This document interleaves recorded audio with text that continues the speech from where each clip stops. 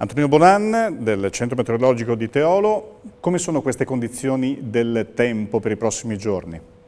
Ma siamo ancora alle prese con un anticiclone che in tutta Europa sta portando un tempo sostanzialmente stabile.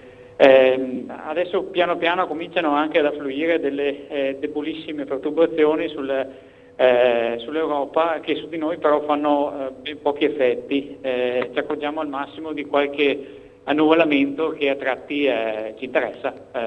Da adesso in avanti, nelle prossime ore, fino alle primissime ore di venerdì, vedremo appunto qualche passaggio di nuvolosità, ma precipitazioni non se ne vedono.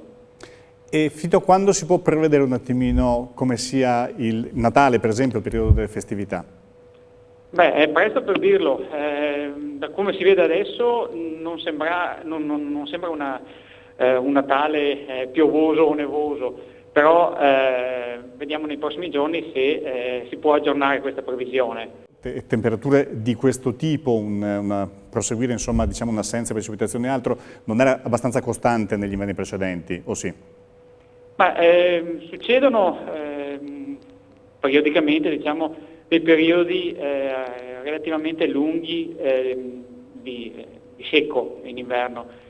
Quello che però è sicuramente anomalo è la durata di questo periodo di secco quest'anno e per quanto riguarda la montagna le temperature che si mantengono alte per la stagione.